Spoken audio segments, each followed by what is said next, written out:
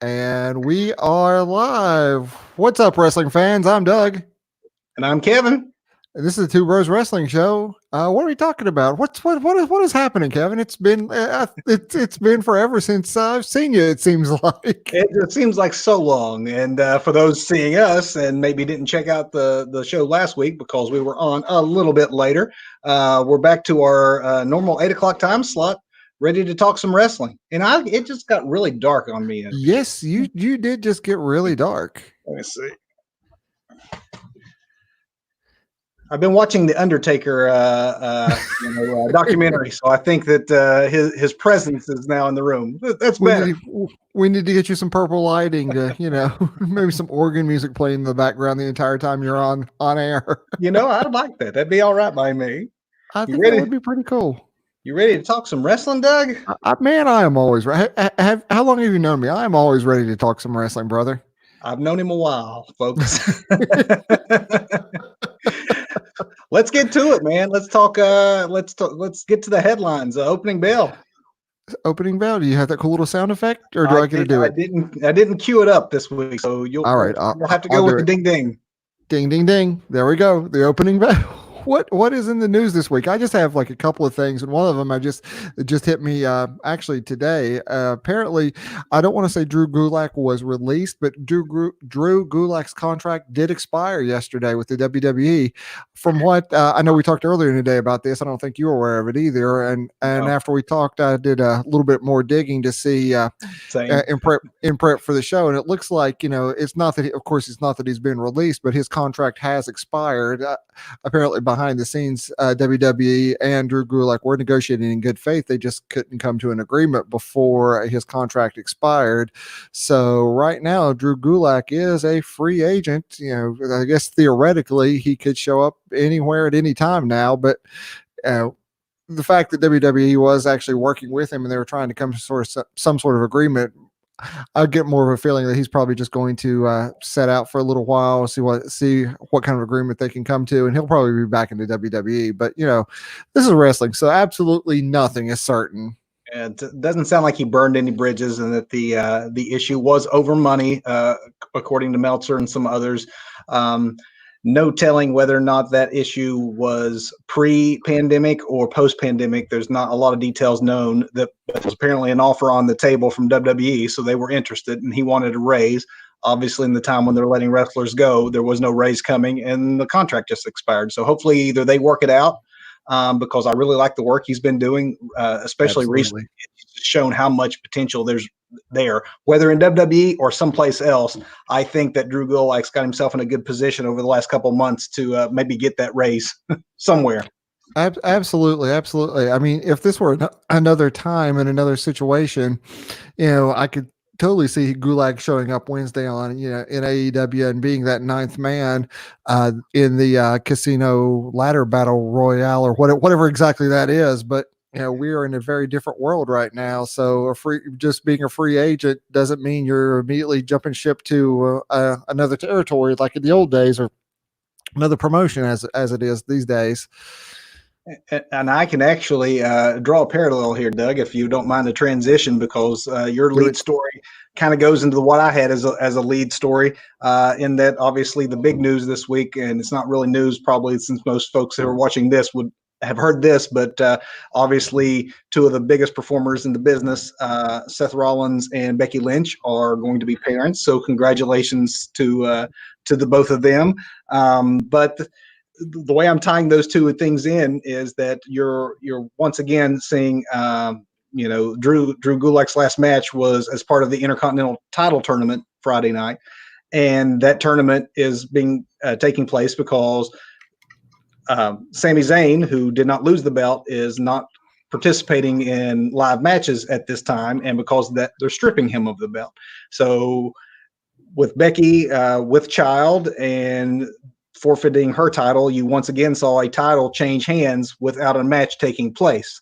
Same thing's happening in NXT, where they're in the middle of a cruiserweight tournament because the cruiserweight champion, Devlin Jordan, is also unable to travel because of the pandemic. So the pandemic is still wreaking havoc in these three instances where you're having belts change or tournaments happen without people actually losing that belt in the ring and by a match. It seems like it's happening and more. So just a side note here, since we're talking about this, Devlin Jordan unable to travel.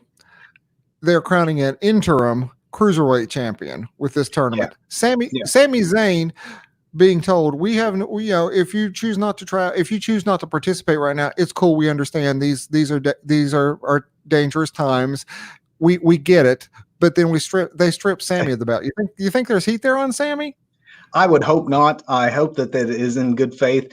Everything that I'd read up till the Sami situation, and I have not read specifically about Sami, but through Mania and everything else, when you had folks either participating or not, it seemed like there was no retribution or heat on those individuals that chose not to participate. But who knows as time goes on and this goes on, if that continues, if some of these guys and gals won't start getting heat.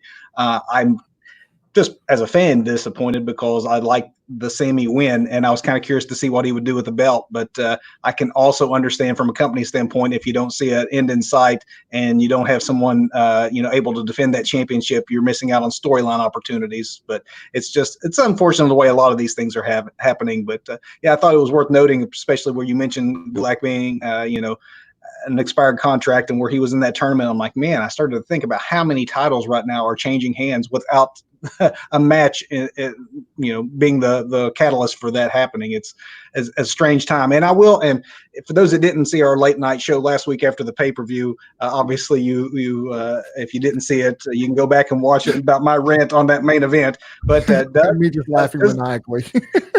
Doug laughing maniacally. Laugh.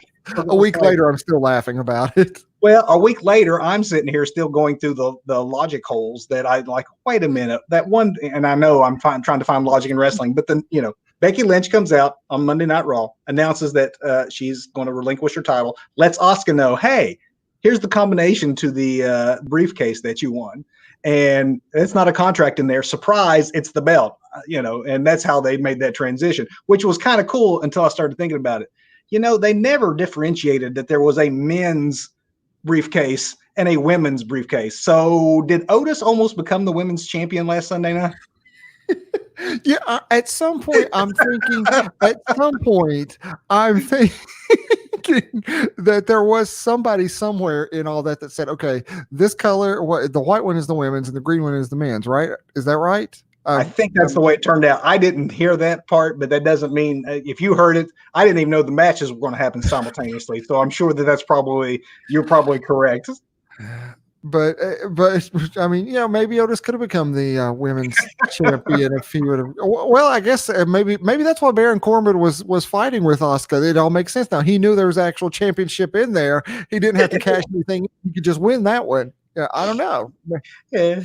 And then they did cover their tracks Monday night by actually having to explain, as if we all didn't know, that Aleister Black and Rey Mysterio did not actually get thrown off the top of a skyscraper. They fell 6 feet to a off a platform to the roof to a smaller roof below. The fact they had to explain it was hilarious because apparently that's what I hated. Like I always hated back in the day. I love it when you're like, I'm going to end a guy's career. I'm going to put you in the hospital. I'm going to, but when you started getting like, I'm going to kill you, it breaks that like suspension of disbelief of like, yeah, okay, anything goes. That means he can show up with a gun and it's all legal, right? So I mean, it starts to show the ridiculous facade of professional wrestling that we all just accept, And the same thing for like, is someone going to get thrown off the roof of a building? No, of course someone's not going to get thrown off the roof of a building. But when you go that way and make it sound as if those are the stakes, then you have to the next night explain to some people that Aleister Black is not dead. And neither is Little Ray. Everybody is okay. Except we're going to try and poke Ray's eye out tonight, but it's okay. He'll have a smaller eye behind that eye, so everything will be fine. Oh, and Doug, I have one more news item, if I can, you don't mind me hitting it. And I know we have been following the story, the pandemic, and its effects on professional wrestling. And I'm wanting to report the fact that New Japan Wrestling this week the CEO and president of New Japan Pro Wrestling, announced what their startup plans are going to look like. So unlike what we're seeing in America, where you have AEW and WWE running shows without audiences, New Japan has just been shut down completely because of restrictions in the country of Japan. Well, as things start to open up over there, like they are in many areas around the world, including here, they have announced what their startup plan is going to look like. And much like with a lot of industries here in the United States and a lot of states here in the United States, it's being done in phases. Phase one is going to be no audience shows, but they also have it spelled out for, what it means as they resume live shows, which includes matches can take place, and as long as things have been certain, disinfectant procedures take place, fans will be welcomed back with added measures, including extensive health checks on the wrestlers' staff, fans, thermographic temperatures upon entry for fans, compulsory mask for fans. So it is New Japan might not be running shows the way that WWE and AEW are, but it is worth watching them because this is the first professional wrestling company in the world that is announcing what it's going to look like in a post-pandemic live event setting. And it would not be surprising, Doug, to see a lot of these measures that New Japan takes eventually finding their way into the American wrestling scene as well. Well, and I think all of that makes absolute sense. I'm imagining there's going to be an actual limit on capacity in arenas and such, probably 25% ish. But because we're still going, I imagine there'll also be social distancing. We're probably going to have two seats between people. Is that six feet, maybe three? I mean. It'll be something like that, and you're right. They'll probably play smaller venues so that the overhead isn't as high, and you can still make money by getting a certain amount of folks in there. Who knows what ticket prices and things will look like if you're trying. I've read about the travel industry, like if you're trying to get an airplane flight at this point in time. I mean, the prices are through the roof because you're paying for the three people that would have been sitting in between you because money needs to be made, or otherwise they're taking a financial loss by just flying those airplanes. It'll be the same for live events. Wouldn't surprise me a bit if the folks that are really eager to get out there and experience concerts and wrestling events and sporting events are paying top dollar for the privilege of doing so because they're having to make up on the billions of dollars being lost throughout the industry. So definitely keep an eye on New Japan. I'll also say that NWA, Billy Corgan, the president of the NWA, announced this week, and yes, folks, that is the same Billy Corgan. In case Billy Corgan, in case you guys are like, wait, did I hear that right? Yes, that is right. Billy Corgan owns a wrestling company. He made an announcement this past week. The NWA has not been running shows, but he announced that contrary to some rumors and the financial difficulties they're facing, that they've come too far and that the NWA will not fold, that instead they're going to be starting a new concept this week. That was something that they actually had thought about at the time that they revived the NWA. So they're going back to an old idea that was just so crazy they weren't sure it was going to work. But now they're just so desperate they're going to try it, and they think that people should tune in. So if you're wondering what NWA Carneyland is going to be, 6:05 on Tuesday night, you will see whatever this new concept is that they are going to start doing in lieu of being able to run live shows. So who knows? But everyone's trying a little something different. Every company's handling it a little different. Doug, I know I mentioned a few weeks ago how I had a survey from WWE asking me some specific questions on COVID. I got another one this week, and it was even more specific as to, am I watching more or less in the no fan era? What do I like more? What do I like less? And some of the things they questioned me about, Doug, were the very things that we talked about. Increased verbalization, smack talk. How is the commentary more important to you, less important to you? So they are really keyed in on the very things that we keyed in on as being important. And you'll like this one, Doug, because it was one that you brought up about AEW, what they're doing well. One of the questions that was asked is, do I think I would enjoy the matches more if there was WWE superstars at ringside for the contest? See, now that makes me think that somebody in Stanford is watching our show. Let's hope so, and then maybe no one will ever get thrown off a building again.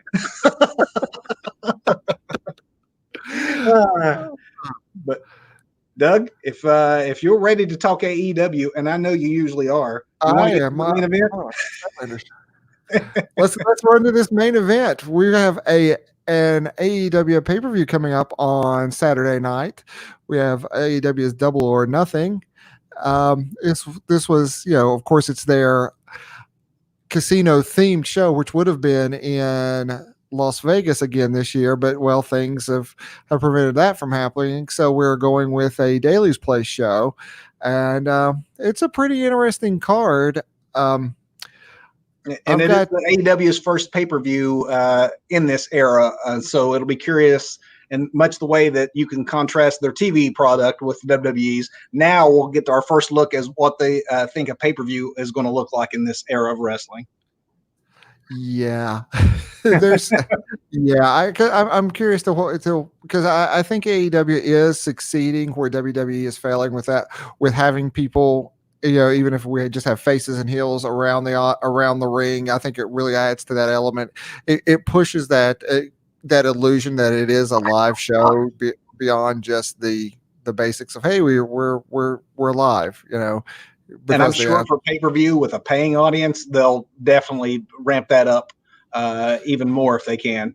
Absolutely. So on the card, looks like we have a casino ladder match, which will probably. It seems like the casino battle royals royales that have ran before at Double or Nothing have been pre-shows to kind of get the interest involved. But we've got a handful of AEW. We have one pre-show match that they did announce, and it actually isn't the ladder match. Is that the private party best friends number one contenders pre-show? Is that the pre-show? Yes. Yeah. That is the buy-in match. And I mean, honestly, that'll be worth tuning in for those of you who never checked out the AEW product or their pay-per-view product. That's the free match, and I mean that promises to be as athletically entertaining as any match on the card. So definitely check that one out. Honestly, that one could really go either way, but I think that Best Friends definitely has more momentum behind them at this point in time. So I got to pick Best Friends.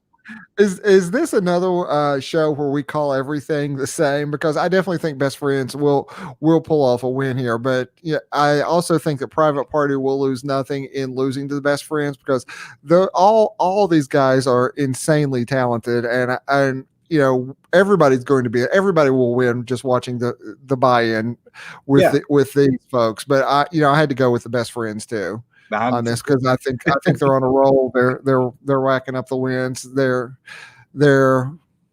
heading up the ladder. No pun intended, since there's also a ladder match coming. Well, we're coming up with a ladder match, and we're also going to have to address a 9-man ladder match in the casino ladder match, and we have, unless something's happened later this afternoon that I'm not aware of, we only have 8 participants right now, so there's still one wild card the way I'm counting. Have you heard anything else, Kevin? Is that I think ladder match? Who do you have in it? Okay, I have Luchasaurus being added last. I've got Luchasaurus, Darby Allin, Colt Cabana, Orange Cassidy, Ray Phoenix, Scorpio Sky, Kip Sabian, and Frankie Kazarian right now. Okay, you had a few more than I had. I saw where Luchasaurus had got added. So, I mean, when you get these multi-person matches, Doug, like you and I were talking pre-Money in the Bank, it makes it extremely, I mean, it's entertaining, but it also makes it very difficult to figure out, as opposed to a one-on-one or even up to a 4-way, as to who really has the inside track on winning it. We never would have guessed Otis, and Otis ends up walking away with that ladder match. So is there any of these guys to me or to you rather, that stand out as, because the winner of this receives a future AEW title shot. So anyone that crew you think is next on the world title scene? Man, looking at these names, and again, we're one name out. So there's still somebody else on here, but I can see this is difficult, because I was trying to think about this. I'm going Darby Allin to win this. No, that's a good choice, because obviously they're very high on Darby Allin. It also, if we knew when that world title would take place, like if this was a championship match on the next pay-per-view, it would maybe change my thinking as to who has a chance to win. But if it's a match that they want to throw out there on the weekly show on a Wednesday night to headline Dynamite, then you could take a guy who maybe isn't the world championship caliber, and elevate him on live TV. So I'm going with Orange Cassidy just because I would be terribly entertained by that scenario. Something just occurred to me. There is one more person to be added to this match. What what are your thoughts on for somehow 10 getting added to this? So after the main event of Moxley versus Mr. Brody Lee, let's say Mox were to go over Brody Lee, he's thoroughly beat down at that point. 10 then cashes in and then brings it back to the Dark Order, then just hands it over to Brody Lee. I mean, I just suddenly started fantasy booking because I realized there is one left, and 10 is the guy that they are like, oh, that's 10. There, he's the one actually the one with the name. He's the only one right now of the current crop of Dark Order that they are pushing as a standout. I can see him in that match, and I can see the storyline going that way. Again, until we know who that wild card is, just like the same when we were trying to predict Money in the Bank, right. It makes it even more challenging. Really but yeah, I'm going to go for Orange on that, and we'll tune in and see what happens. I'm going to go with Darby. But I like my fantasy booking. But I'm going to go with Darby because he has had some attention lately, and I think they really are really high on Darby. But I would love to see Orange Cassidy. I just think that, again, maybe that's not a pay-per-view match, but maybe as a Dynamite match, some sort of angle type match where you got Moxley and Orange Cassidy, that would be hilarious. But we'll see. Can you explain to me, Doug, what a Stadium Stampede match is? Brother, I have no idea, and I am really getting to the point where I like having no idea what wrestling matches are when I'm going into, because again, it being in a stadium, I mean, they have all of the I don't know what that stadium is called because I don't sports, but the Jaguars Stadium there. Hold on, we got comments. Oh yeah, Scott. I don't think they did, brother. I think that Tucker is very close to being Marty Jannetty, though. I really do. Tucker, for whatever reason, was not on SmackDown this week, but I haven't heard that they've split the guys up yet. I saw Otis talking on the bump, and he was asked that very question and said he wouldn't be where he was if it wasn't for Tucker, and Tucker's got his back. And so they're definitely playing it up like they're still a team. But I'm with you, Doug. I can see this being a angle to be played. This is a card they still have to play in this whole Money in the Bank scenario, where the friction comes between the man with his partner, with his title shot, and with his woman. There's a lot of elements they can play on that. Yeah. Oh yeah, but oh yeah. But back to Stadium Stampede. And maybe they do some wacky Damascus kind of broken Hardy magic where he's teleporting around the stadium. Since I think we have an opportunity here to have some pre-shot bits that the folks who are actually in Daly's place can see on the big screen, since Daly's place is away from the actual stadium, apparently not that far from what we've seen in recent AEW episodes. But maybe I have no idea what a Stadium Stampede is. However, I am calling it for the Inner Circle to win the Stadium Stampede, because I think the Elite is still on a collision course with just a huge breakup and crumbling. We've got one brother Jackson that is not in the best of health. He's still not up to 100%. Kenny Omega, Hangman Page, Page trying to break from the Elite. Anyway, I think the Inner Circle's going over. I'm not going to argue with you on that one, because I don't see the Inner Circle. I don't see a reason where they would need to lose, and there are plenty of reasons why the Elite could not lose anything individually as members, but their loss could set up matches down the road, either with individual members of the Inner Circle or within the group of the Elite themselves, because obviously with Hangman and Kenny, there's an explosion coming, and who knows, this is either going to be the night it does explode, or we just further tease it by one man costing the other the match. Yeah. But it's going to be interesting to see what a Stadium Stampede actually is. Indeed. What you got next, brother?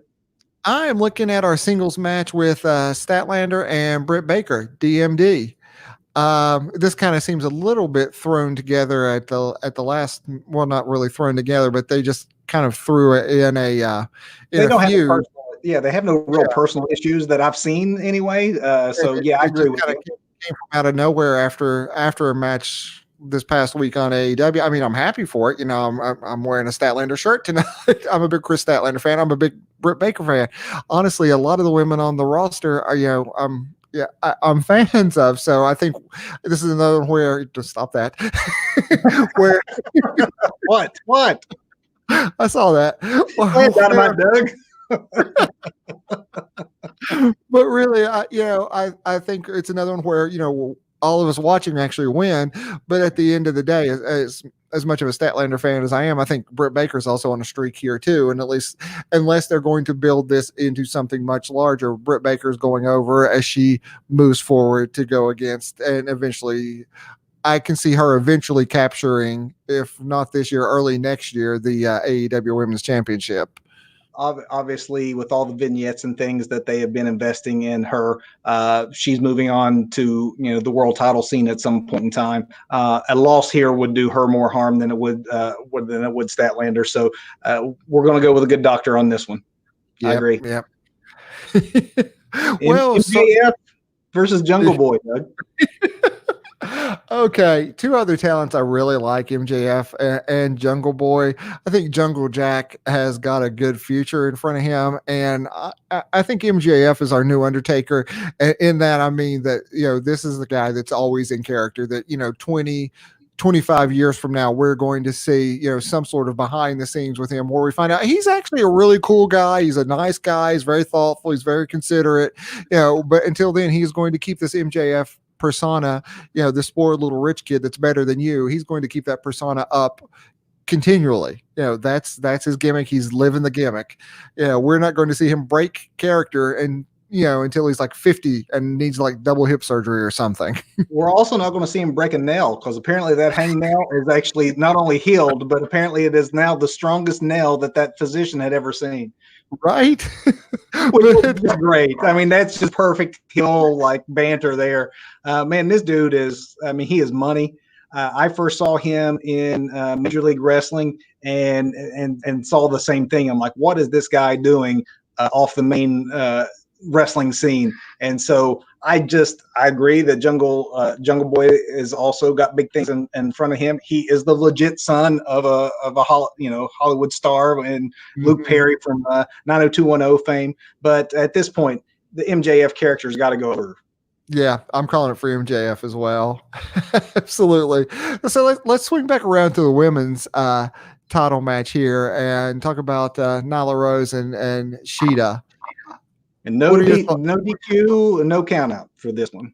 Oh, okay. I did not know that. No DQ, no count out. Yep. Nyla Rose is very intimidating, but I mean, how can you not like Sheeta? She is just fantastic. I think if we have a shot at seeing a title change tonight, this might be the match. They got some things they want to set up down the road, it seems, with taking the good doctor who we spoke of earlier into that main event scene. It would make more sense if she was going against a face as opposed to the heel champion in Nyla Rose. So I'm actually going to go for the challenger in this one, Doug. I know you're a huge Sheeta fan. I think you're the one who first introduced me to her. I am a huge Hikaru Sheeta fan. But I don't see her going over. I think the champion still has some life left in her, and I think this situation we're in has kind of kept her off TV and kept her away and kept some momentum that she could have. I think it's kept her off, and I think it would also diminish the title a little bit because we had Riho, then Nyla. Now, if Sheeta were to take the belt now, we're going to see a revolving door of champions in 2020, and I don't think that's what's in store for this AEW belt. But I think it'll be a hard fought match. It'll be a disappointment for Sheeta, but as much as I love the girl, I'm going to give this one to Nyla Rose. I think we're obviously going to have more disagreements on this than we did with the WWE pay-per-view last weekend, so that's good. Cool. I don't know. Is that I think we've just disagreed with the ladder match and this match. Well, okay, that's two, but we still got a few more to go. Where do you want to go to next? You want to tackle the TNA title? tournament title finals here with the Murder Hawk and the what is Cody? What the American Nightmare and the Murder Hawk? American Nightmare. You know, I love Lance Archer. I'm happy to see him on the American scene with a major company.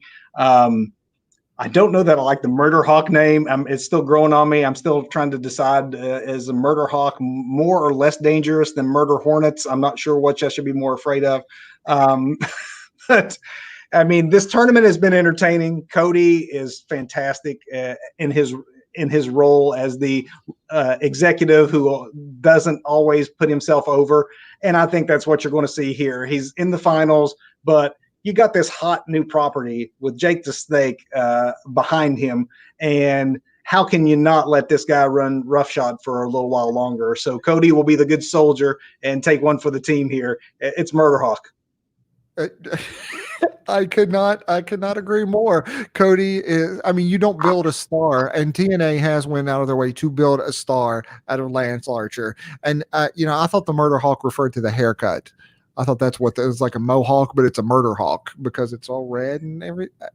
I don't know. Is a murder hawk a thing? Is that a thing? What you call your mohawk if you paint it red? Anybody out there who has a painted mohawk and knows that answer, please let us know because we don't know.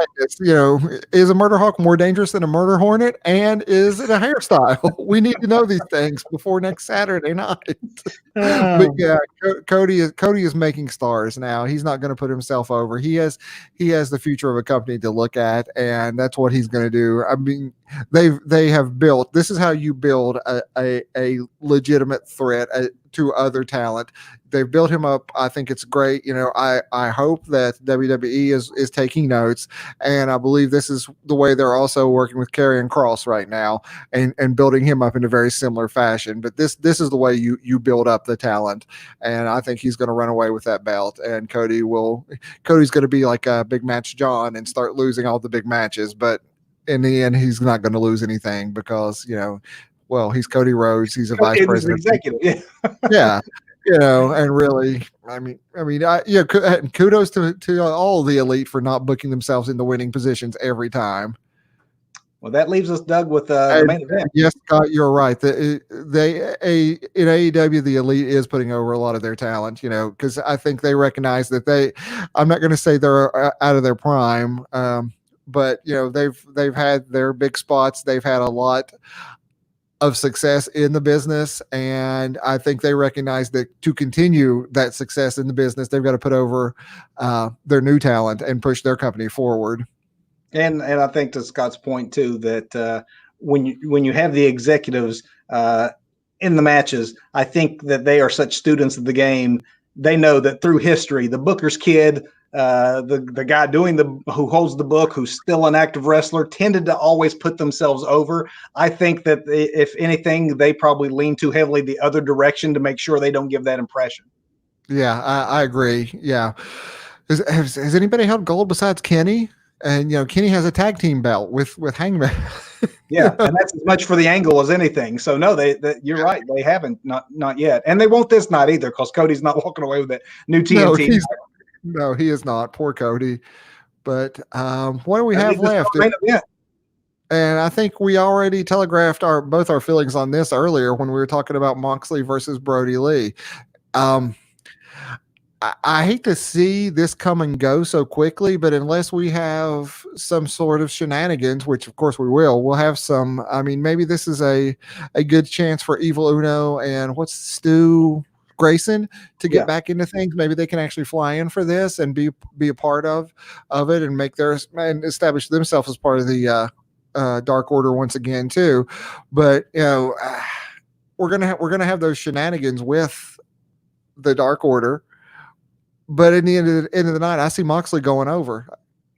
Like you, I'm kind of surprised and would hate to see this feud end so quickly because Brody Lee is new on the scene, and I think there's a lot more juice in a program with him.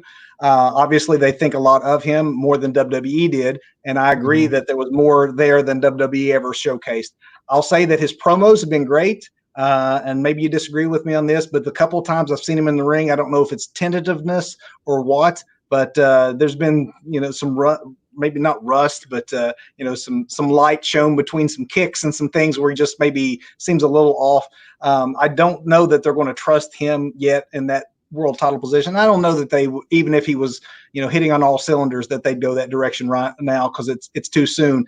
They have shown great restraint. Chris Jericho was their first champion. They're on their second champion. They're obviously not a hot potato kind of company. At least with the world title, they've established that is going to be the case.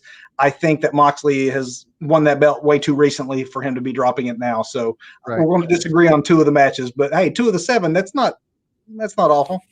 That's not awful, and we're probably going to get some wild card Otis like figure to come in and get that and win that ladder match, or maybe Evil Uno or Stu Grayson comes in as that 9th person, because I can still see an angle where Moxley loses but doesn't lose anything by, if not the person who, let's say somebody from the Dark Order is that 9th person, they get that poker chip to cash in anywhere, anytime, anywhere they want. Then even if they don't even defeat Moxley for it, they just hand the chip over to Brody Lee and say, here you go, Mr. Brody Lee, and give it up, and then let him, Dark Order beats him down, then Brody Lee cashes in and pins, and then Mox is actually chasing it. Maybe then I can see a title change at Double or Nothing, but other than that, Moxley definitely going away, taking his belt back to Las Vegas with him. So if you've not tuned in before to AEW's pay-per-views, this, on paper, there's a couple of really good possible show stealers on this one, and obviously we'll check back in next week, let you know how everything went and see what you all thought about it. But Doug, if you're ready, I'm ready. Let's move into the big finish. Let's hit the big finish, brother. So in the big if we can, let's. I want to address a point. I see that Chase Brown had made a comment here. Yeah. Oh, sorry, Chase, brother. I missed your comment. Tyler Breeze coming back strong or flop? So I watched Tyler Breeze, Doug. Most recently, he was on a 205 match Friday night, which he won. But winning a match on 205.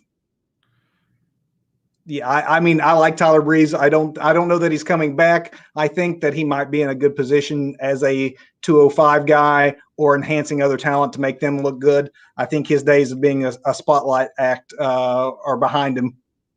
Which is a shame, because I've always thought Breeze was the next Shawn Michaels. He had that look. He could wrestle. He could pull it off, but he just didn't get the push, and he became a joke. He became like, comedy on the main roster. He really couldn't shake that Prince Pretty thing, and it's hard to come back from that. It really is. Thank you for asking the question. And here in the big finish, this is where we typically talk about who our performer of the week is, what the embarrassment of the week was, what our match of the week was. So let us know what you all think about these things we're talking about. And if you all had some matches that anybody saw that you really liked, or a performance that you saw you want to point out, feel free to chime in, comment, let us know. We'll talk about it. Doug, absolutely. If it's okay with you, I'd like to go and do the embarrassment of the week. No, really. In his earlier NXT, he was there, man. He really was. Thanks for calling him on that, because I like to do, but I wasn't going to go HBK. He had the potential.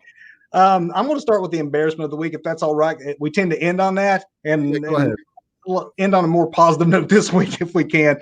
For me, we haven't talked about it yet, but it is the brand to brand invitation. So this is the wild card rule that was much aligned when it happened last year. This is 3 or 4 years. You at the Raw Live where Vince McMahon just pulled the wild card rule out of the air and just introduced it? I was, yes. Actually, that occurred in Cincinnati, and I was there. And as a fan that night, I have to say, I was stoked, because I got a WrestleMania rematch with Daniel Bryan coming back against Kofi Kingston. It was fantastic live.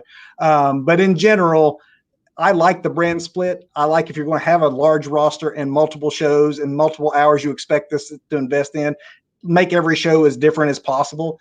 And that doesn't happen when you have guys and gals that can go back and forth between shows. So I don't like the concept. And as with the wild card rule, it also seems haphazard and poorly explained. It just kind of got thrown out there in a Drew McIntyre promo on Monday. with no like word on how it works. And then by Friday night, Doug, I don't know if you caught this, they were talking about it, and it was 4 superstars can go every 4 months. I mean, it was like, when the moon is, in the waxing phase on the third Saturday. I mean, it was ridiculous. I'm like, what did they just say about they put these limitations on it that I guess they thought would make it a little more palatable. And it which just made it more confusing. And as WWE has proven time and time again, they're no good with long-term booking anyway. So those stipulations and those actual rules that they created for the wild card will be gone by this Monday night. Not wild card, Doug. I'm sorry. The brand to brand invitation where 4 folks can go on certain days of the year. Wait. Does that mean Otis could stumble onto Raw some night and accidentally challenge McIntyre and cash that in? I think even brand to brand invitation aside, I'm pretty sure that you have to declare what champion you're going after. That's always been the case. So he technically could. I don't think he will, but he could. I just don't like the whole concept. I get it. It's different than wild card and all that, and that was desperation to ratings. This is desperation to the situation. The fact is they're all in the same building and they're trying to work around each other. So this is sort of a necessary evil in their minds. I just personally don't care for it. And to me, it kept me from talking about the embarrassment of the week being that ladder match, which I've already lambasted last week and I didn't want to do again. And it really does stretch out the talent they have available in Orlando. If we're talking WWE, the talent that they have in place there or in Orlando that they can move around. Everybody's there. Let's put you on Raw and SmackDown, and Charlotte, you just run the whole show. You be on every show we have. Charlotte's going to be winning a 205 championship before too long. I get the reasoning for it. I just don't like it. So this week, my embarrassment is certainly not as strong as it is on some weeks. It's more a disappointment. I don't care for it myself. Anything got your goat, Doug? Particularly this week? I was going to say I really have no embarrassments or nothing that really gets my goat. I do find that annoying, but there was nothing that really just like punched me on the face. And this week.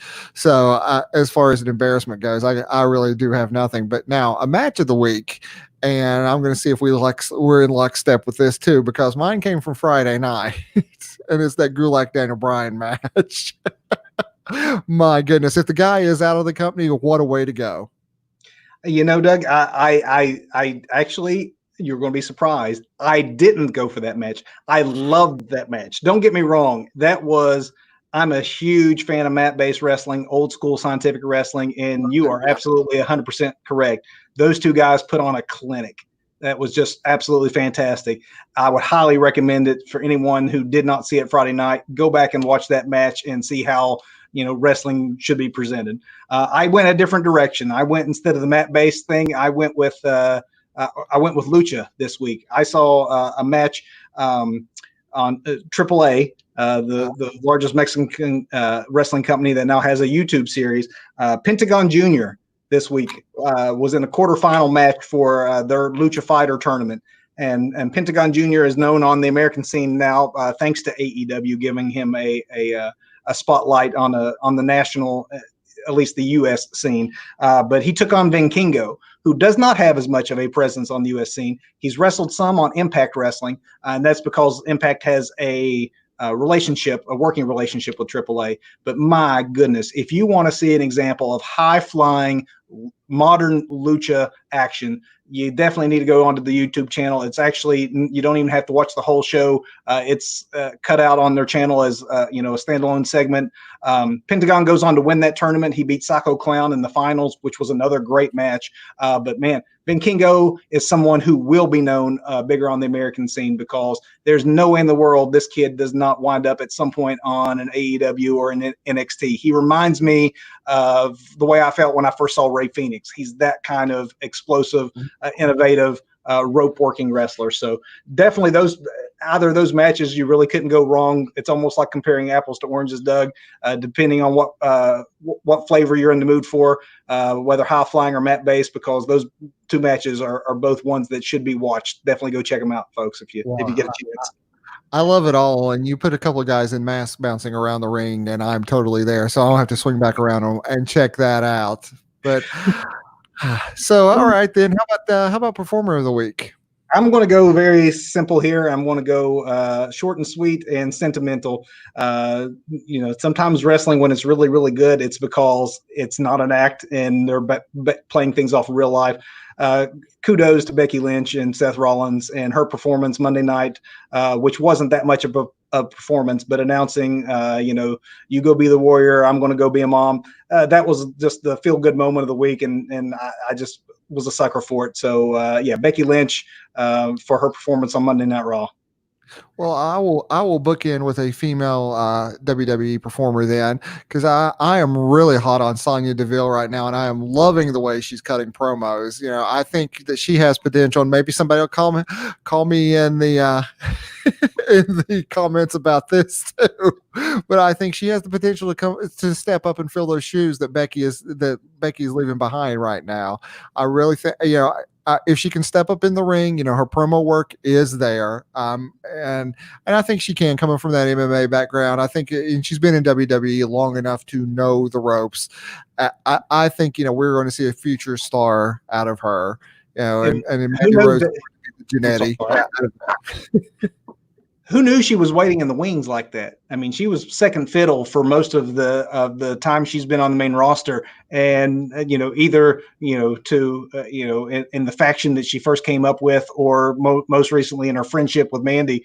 And man, did she have that in her this whole time? Because I agree with you, she is absolutely got that legit shoot fighting thing. And should Ronda Rousey ever decide to come back into the WWE ring.